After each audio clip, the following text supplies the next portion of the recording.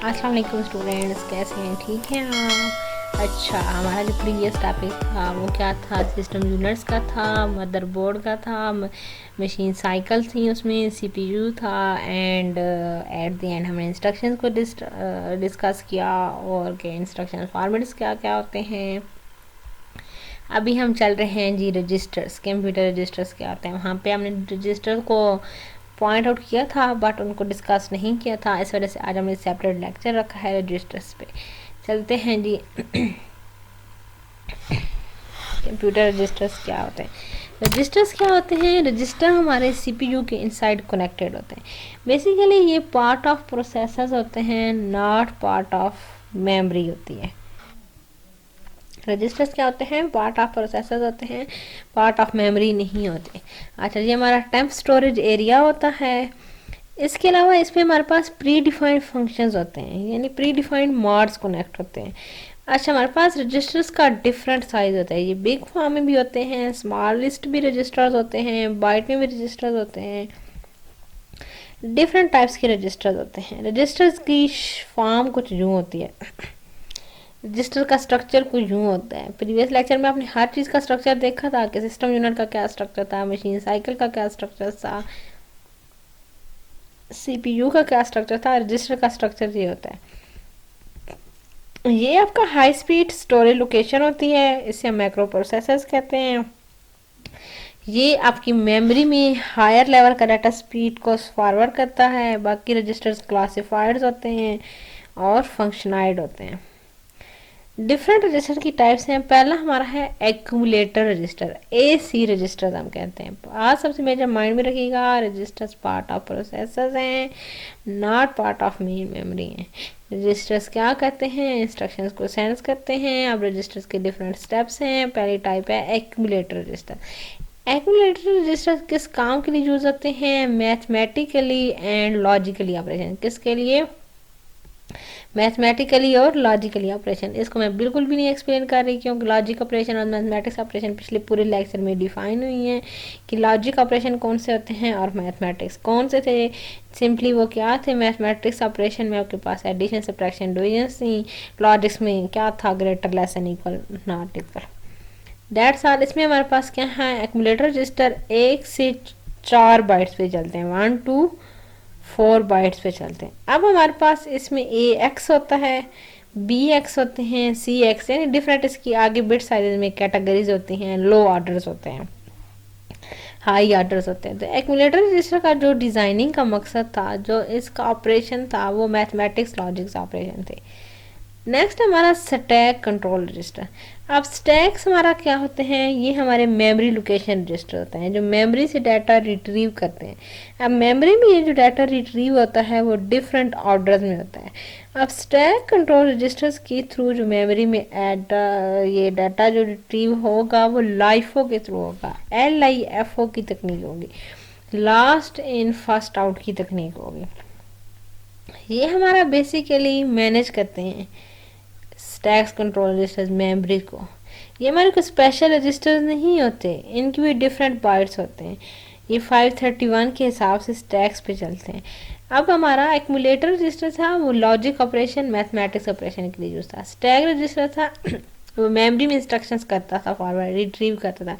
उसकी तकनीक कौन सी थी? LIFO, last in first out. Next है हमारा IR रजिस्टर, इससे हम कहते हैं instruction point register. IR register हमारा इंस्ट्रक्शंस पॉइंट रजिस्टर है। इसका पर्पस क्या है? यूज़ करता है मेमोरी लोकेशन को और नेक्स्ट इंस्ट्रक्शंस फॉरवर्ड करता है। नेक्स्ट इंस्ट्रक्शन सेगमेंट्स में फॉरवर्ड करता है। अभी मैं डिस्कस करूँगी इसी लेक्चर में कि सेगमेंट्स हमारे क्या होते हैं। हमने 3 रजिस्टर्स पढ़े, एक्यूमुलेटर रजिस्टर्स, दूसरा रजिस्टर कौन सा था? एक्यूमुलेटर रजिस्टर के बाद स्टैक रजिस्टर, और तीसरा कौन सा है? IR instruction pointer register. Accumulator register किसके लिए यूज था? अरिथमेटिक लॉजिक्स के लिए। दूसरा कौन सा रजिस्टर है? स्टैक रजिस्टर किसके लिए? मेमोरी में स्टैक्स के तौर पे डाटा स्टोर करता है, उसकी क्या तकनीक होती थी, वो किस ऑर्डर से डाटा को स्टोर करता था, रिट्रीव करता था, LIFO से, लास्ट इन फास्ट आउट, यानी जो प्रोसेस लास्ट पे आया वो फर्स्ट के बाद फॉरवर्ड होगा। वो एक अपनी तकनीक होती है ऑपरेटिंग सिस्टम की, वो फिर इंशाल्लाह हम वो सब्जेक्ट में डिस्कस करेंगे। यहाँ पे इसकी हमें तकनीक को डिस्कस करने की नीड नहीं है, बस आपने इतनी बात माइंड में रखनी है कि स्टैक रजिस्टर LIFO को यूज़ करते हैं लास्ट एंड फास्ट आउट को।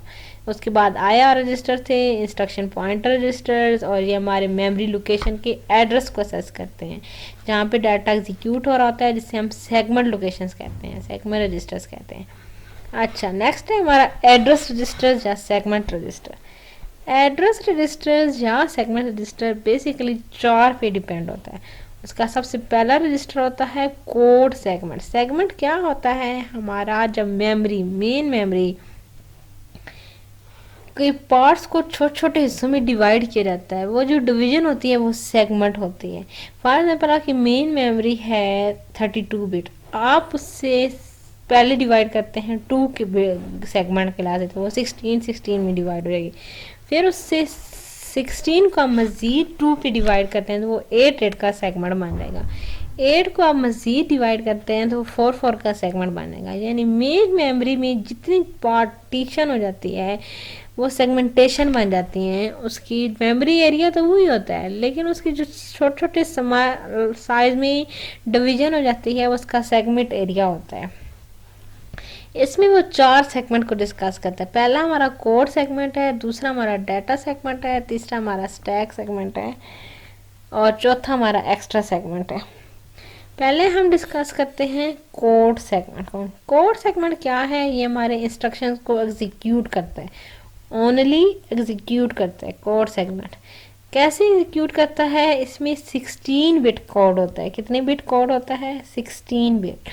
अब फॉर एग्जाम्पल आपने कोई फाइल किसी एड्रेस से एक्सेस की है तो वो कोड सेगमेंट में एग्जीक्यूट होगी, ओनली क्या होगी, कोड सेगमेंट में एग्जीक्यूट होगी।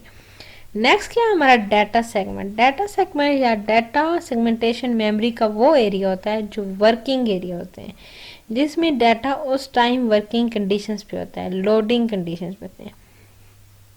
नेक्स्ट हमारा स्टैक सेगमेंट। स्टैक सेगमेंट हमारा रिटर्न ऑफ एड्रेस होता है, यानी प्रोसीजर्स एड्रेस होते हैं, सब रूटीन्स होती हैं, जहाँ से अपनी फाइल एक्सेस की थी उसी फाइल की लोकेशन एरिया होता है, लोकेशन एड्रेस होता है। इसको कुछ आप यूँ देखिएगा, रजिस्टर हमारे फुल पावरफुल होते हैं, 8086 के पर्पस पे चल रहे होते हैं।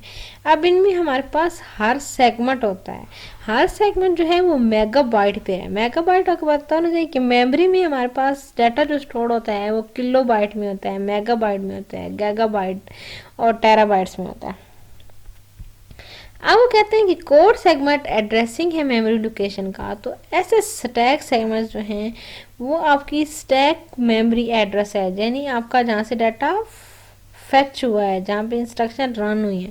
तो डाटा सेगमेंट आपका वो वाला एरिया है जो वर्किंग एरिया है, जहाँ पे रजिस्टर्स काम कर रहे हैं। तो एक्स्ट्रा सेगमेंट वो है जो रीयूज्ड मेमोरी है, जो कि आपके डाटा को कोड से और स्टैक से एक्सेस करने के बाद मेमोरी फ्री कर देती है एरिया, वो आपका एक्स्ट्रा सेगमेंट रजिस्टर्ड होता है। वो कौन सा रजिस्टर्ड होता है, एक्स्ट्रा सेगमेंट। तो अभी तक हमने क्या पढ़ा कि हमारे पास रजिस्टर्स थे, क्या थे, पार्ट ऑफ प्रोसेसर्स थे, not part of main memory थे, ये मेमोरी का हिस्सा नहीं होते, ये प्रोसेसर्स का हिस्सा होते हैं। इसके अलावा रजिस्टर इंस्ट्रक्शन फॉरवर्ड करते हैं। रजिस्टर्स की 4 टाइप्स होती हैं, एक्यूमुलेटर रजिस्टर्स होता है, उसके अलावा स्टैक रजिस्टर होता है, उसके अलावा IRS रजिस्टर होता है, इसके अलावा डाटा सेगमेंट रजिस्टर होता है। पहला रजिस्टर एक्यूमुलेटर रजिस्टर था, लॉजिकली अरिथमेटिक ऑपरेशन। दूसरा हमारा स्टैक रजिस्टर था जो मेमोरी में डाटा रिट्रीव करता था और ऑर्डर्स में डाटा फॉरवर्ड करता था, और स्टैक्स को फॉलो करती हुए वो LIFO की तकनीक यूज़ करता था। स्टैक रजिस्टर के बाद हमारा IR रजिस्टर था, IPR इंस्ट्रक्शन प्रोग्राम रजिस्टर था, जिसे हम इंस्ट्रक्शन पॉइंटर रजिस्टर्स कहते हैं, जो ओनली इंस्ट्रक्शन फॉरवर्ड करता है। उसके अलावा हमारा लास्ट वाला जो रजिस्टर था वो डाटा रजिस्टर था या एड्रेस सेगमेंट रजिस्टर था, जिसे हम कह सकते हैं कि एड्रेस रजिस्टर भी होते हैं, जो 4 पे डिपेंड होता है। इसमें हमारा कोड रजिस्टर होता है, कोड डाटा होता है, सेगमेंट डाटा होता है, एक्स्ट्रा डाटा होता है और डाटा सेगमेंट होता है, यानी CS, SS, TS, ESP तकनीक चलती हैं। कोड में हमारा कोड CS होता है, SS हमारा वो सेगमेंट्स एरिया होते हैं जहाँ पे इंस्ट्रक्शन एड्रेसिंग को फॉरवर्ड करती हैं। डाटा सेगमेंट्स हमारा वो वाला एरिया होता है जो वर्किंग एरिया होता है, जहाँ पे करंटली प्रोग्राम रन हो रहे होते हैं। और एक्स्ट्रा सेगमेंट आपकी मेमोरी, मेन मेमोरी से जो फ्रीली आपको एरिया मिलता है वो एक्स्ट्रा सेगमेंट के तौर पर होता है। ये थी हमारे पास रजिस्टर्स और रजिस्टर्स की टाइप। अब आ रहे हैं हमारे पास फ्लैग रजिस्टर्स। फ्लैग रजिस्टर्स क्या होते हैं, वो भी बाइट पे ही डिपेंड होते हैं। इसमें हमारे पास 0 फ्लैग होता है, कैरे फ्लैग होता है और ओवर फ्लैग होता है एंड अंडर फ्लैग होता है। 0 flag, carry flag, over flag and under flag. देखिएगा अब ज़रा फ्लैग रजिस्टर्स क्या होते हैं। इनमें हमारे पास बस में डाटा ट्रांसफर्स होते हैं। ये बसेस का एक अलग टॉपिक होगा। बसेस हमारी बेसिकली डाटा को ट्रांसफ़र करने के लिए ज़रूरत है, लेकिन अभी हम फ्लैग की बात करें तो अभी हम फ्लैग को ही डिस्कस करेंगे। फ्लैग रजिस्टर एक ग्रुप होता है फिलिप्स फ्लैप्स का। फिलिप फ्लैप एक तकनीक थी जो डिफरेंट ऑपरेशन के रिजल्ट्स असेस करवाती थी, जो ऑपरेशंस का स्टेटस डिफाइन करवाती थी।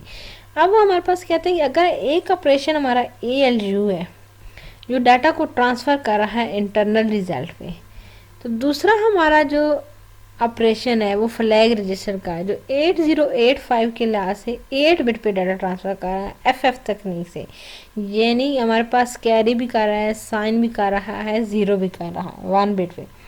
तो तीसरा हमारा रीसेट की ऑपरेशन है। तो हमारा इस ऑपरेशन के अकॉर्डिंग जो कंडीशन या एक्यूमुलेटर रजिस्टर्स के रिजल्ट आएगा वो एक फ्लैग रजिस्टर होगा। फ्लैग रजिस्टर, अब ये बात गौर से सुनिएगा, ये थोड़ी जो है वो टफ चीज़ है फ्लैग रजिस्टर्स की। इसमें हमारे पास एक ग्रुप होता है फिलिप्स का और फ्लैप्स का जो फ्लैग रजिस्टर्स क्रिएट करता है। इसमें डिफरेंट ऑपरेशंस क्रिएट होते हैं। फॉर एग्जांपल एक टाइम में ऑपरेशन ALU का क्रिएट हो रहा है तो वो इंटरनल डाटा को ट्रांसफ़र कर रहा है। दूसरे टाइम में अगर ऑपरेशन फ्लैग रजिस्टर पे प्रायोरिटीज़ का हो रहा है, साइंस का हो रहा है, 0 इंजन्स पे हो रहा है तो उसको असेस करेगा। तीसरे पे अगर फ्लैग का ऑपरेशन जो है वो कंडीशंस पे हो रहा है कि कौन सी कंडीशन या कौन सा रजिस्टर करंटली काम कर रहा है, एक्यूमुलेटर है, स्टैक है, डाटा है, तो उसका फ्लैग असेस करेगा।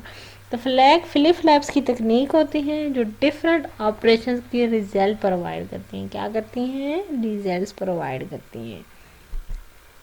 अब है हमारी सिस्टम क्लॉक। सिस्टम क्लॉक एक क्या होता है? इलेक्ट्रॉनिक्स कंपोनेंट होता है। किसके लिए यूज़ करता है? इलेक्ट्रिक सिग्नल्स के लिए, जो आपका टाइम मेजर करता है, स्पीड मेजर करती है। ये मिलियन सेकंड में, नैनो सेकंड में करती हैं। इसे हम HZ कहते हैं।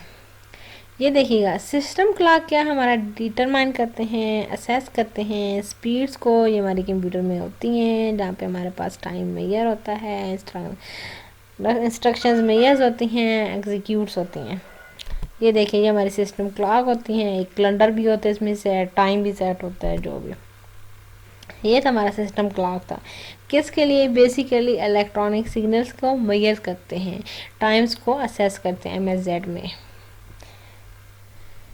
तो अभी तक जो हमने डिस्कस किया वो सिस्टम क्लॉक को किया, रजिस्टर को किया। सिस्टम क्लॉक को डिस्कस करने का मकसद ये था कि रजिस्टर्स में जो वर्किंग होती है वो अकॉर्डिंग टू सिस्टम क्लॉक होती है, यानी कंप्यूटर में ऑल एल्स वर्किंग रजिस्टर्स के थ्रू हो रही हैं, तो वो सिस्टम क्लॉक्स पे यानी हर फाइल का सेंड होने का एक टाइम ड्यूरेशन होता है, तो वो चीज़ सिस्टम क्लॉक थी।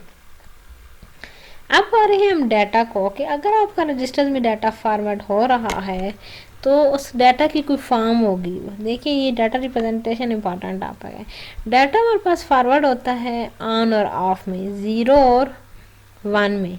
अच्छा, ये हमारे पास डिफरेंट बाइनरी फॉर्म का डाटा होता है। हमारे पास जो है ये बिट से हमारे पास जनरेट होते हैं बाइट। अगर हमारा 8 बिट्स हों तो हमारा 1 बाइट बनता है। और इसमें हमारे पास 2 डिफरेंट कैरेक्टर्स होते हैं। इसमें हमारे पास 2 तरह के कोड होते हैं, एक ASCII कोड होता है, एक EBDC कोड होता है। ASCII कोड हमारा क्या होता है? अमेरिकन स्टैंडर्ड इंटरनेशनल कोड है। इसमें हमारे पास जो कोड होता है ये बेसिकली 127 की रिप्रेजेंटेशन पे होता है। किस पे होता है? 127 की। दूसरा हमारा जो कोड है वो EBCDIC है, जो क्या है, एक्सटेंडेड बाइनरी कोड है। एक्सटेंडेड बाइनरी कोड है या डेसिमल इंटरचेंज कोड है। ये भी हमारा 8 बिट करैक्टर पे डिपेंड है। किस पे? 8 बिट करैक्टर पे। ये हमारा IBM है, इंटरनेशनल बिजनेस मशीन ने इसे एस्टेब्लिश करवाया था 1960 टू 1950 के बीच में। और ये हमारा 6 बिट बाइनरी कोड है। ये हमारा डेसिमल कोड है, 6 बिट बाइनरी कोड है एंड डेसिमल कोड है। देखिए इस स्ट्रक्चर में कि डाटा रिप्रेजेंट कैसा होता है, डाटा फॉरवर्ड कैसा होते हैं रजिस्टर्स में, तो दो बेस पे, ASCII पे और EBCDIC पे। ASCII क्या है? American standard code for information interchange, American standard code for information interchange. EBCDIC क्या है? Extended binary code decimal interchange code. ASCII code का स्ट्रक्चर हमारा ये है, 0001 आगे 000, इसका सिंबल 0 पे होता है, 1 पे, 2 पे होता है। EBCDIC हमारे पास कुछ इस तरह के स्ट्रक्चर में होते हैं। ये डाटा की रिप्रेजेंटेशन फॉर्म डिस्कस करने का मकसद ये है कि कंप्यूटर में जितना भी डाटा चलता है वो 0 और 1 पे चलता है, ऑन और ऑफ पे चलता है, बाइनरी पल्स पे चलता है। इसके अलावा कंप्यूटर में कोई डाटा फॉरवर्ड नहीं होता। कंप्यूटर में आप ABC एंड ऑल एल्स जो भी टाइप करते हैं, कंप्यूटर के बाद से कोई लेन देन नहीं है। कंप्यूटर पे बाइनरी फॉर्म में डाटा सेट होता है। कंप्यूटर की एक लैंग्वेज है, बाइनरी लैंग्वेज, जिसे हम लो लेवल लैंग्वेज कहते हैं, असेंबली लैंग्वेज कहते हैं, सिंबॉलिक लैंग्वेज कहते हैं, उस फॉर्म में डाटा रिप्रेजेंट होता है। तो ये हमारा जो डाटा है ये बेसिकली ASCII और EBCDIC के कोड पे है। अच्छा, हमारे पास कोडिंग की स्कीम होती है। इसमें ASCII की स्कीम है, EBCDIC की स्कीम है एंड यूनिकोड की स्कीम है। जो यूनिकोड की स्कीम है वो सबसे यूनिक है। ASCII कोड हमारा बेसिक स्टैंडर्ड कोड था जो हमारे पास फर्स्ट टाइम एस्टेब्लिश हुआ था, जो 127 की बिट के लिहाज से हुआ था। EBCDIC जो है वो हमारा एक्सटेंडेड बाइनरी कोड है, जो हमारा डेसिमल भी पॉइंट्स को असेस करता है। लेकिन यूनिकोड हमारा लाइक चाइनीज़ या जापान की लैंग्वेज के लिए। तो ये कोड डिफाइन करने के जो लॉजिक हैं वो ये हैं कि हमारे पास कंप्यूटर में ये डाटा बिट्स पे डिवाइड हो जाता है। जब ये हमारी डिवीज़न हो जाती हैं, तो फॉर एग्जांपल अगर आपकी 16 की डिवीज़न होती है 2 पे, तो 2 पे जब 16 की डिवीज़न आती है तो 8 आता है, पॉइंट में हमारे पास 0 बचता है। अब वो 8 जब डिवाइड होता है तो फिर 4 होता है, फिर वो 0, जो 8 को हम नहीं असेस कर रहे या 16 को हम नहीं, हम वो 0 का असेस कर रहे हैं।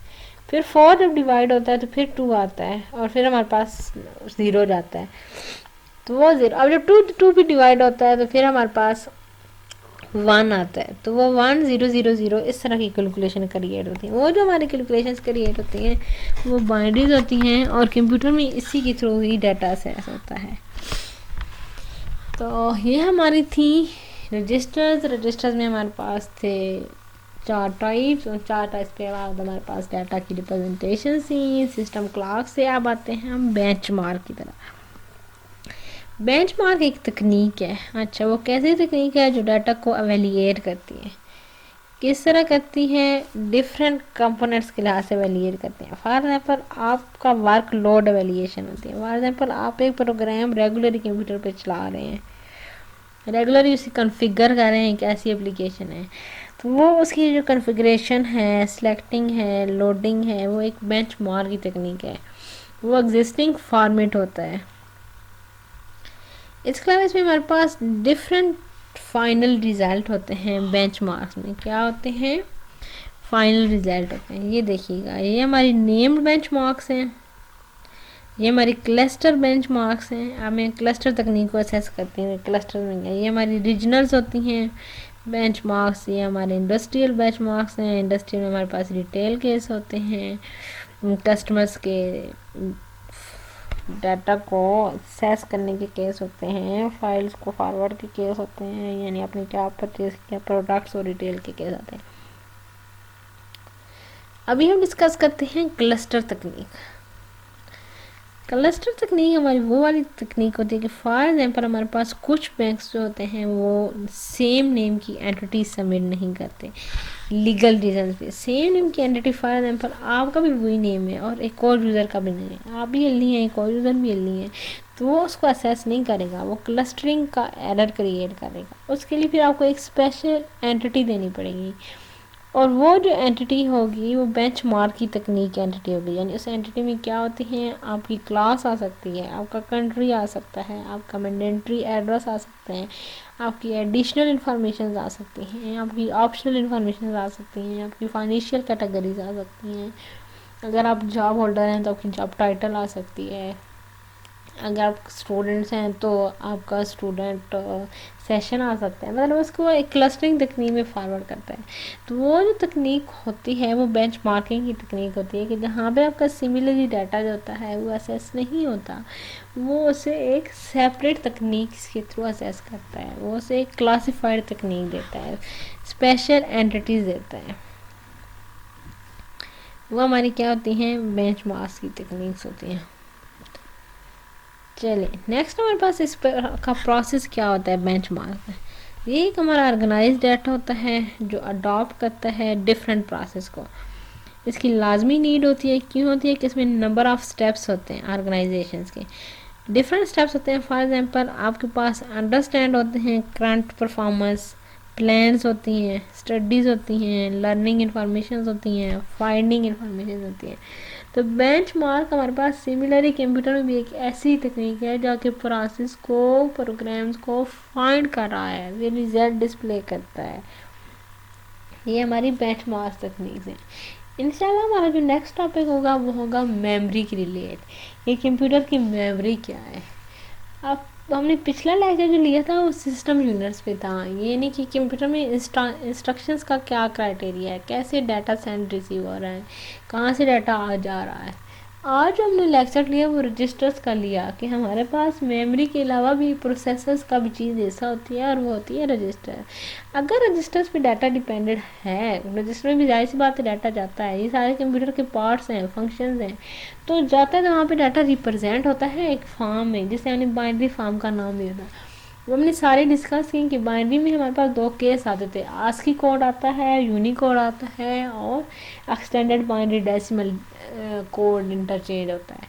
तो उन सब को रखते हुए हमने कहा कि हमारे पास एक at the end bench mark की तकनीक है। बेंच मार्क एक सेपरेट चीज़ है लेकिन ये 0.5 मार्क का क्वेश्चन होता है, शॉर्ट था, इस वजह से मैंने इसी लेक्चर में उसे असेस कर लिया था ताकि आपके लिए एक लंबा लेक्चर ना बने इस पर। तो बेंचमार्क बेसिक एक तकनीक है, एक ऑर्गेनाइजेशन की जो क्लस्टरिंग की नीड्स बेस पे होती हैं, जिसके डिफरेंट स्टेप्स होते हैं, प्लानिंग होती है, उसमें स्टडीज़ होती हैं, लर्निंग्स होती हैं और फाइंडिंग होती हैं। सिमिलर ये तकनीक कंप्यूटर में भी यही काम करती हैं, आपकी फ़ाइलों का एक्सेस फाइंड करती हैं और एक बेस्ट तकनीक होती है एवेलिएटेड तकनीक, जिसे हम कहते हैं, हम क्या कहते हैं, एवेलिएटेड तकनीक। इंशाल्लाह हमारा अगला लेक्चर कंप्यूटर मेमोरी पे होगा कि मेमोरीज़ क्या होती हैं, डाटा कैसे स्टोर होता है, कितनी टाइप्स की मेमोरीज होती हैं, वो बहुत ही इंपॉर्टेंट लेक्चर होगा। तो रजिस्टर्स भी छोड़िएगा नहीं, इंपॉर्टेंट टॉपिक होते हैं। थैंक्स अ लॉट, अल्लाह हाफिज़।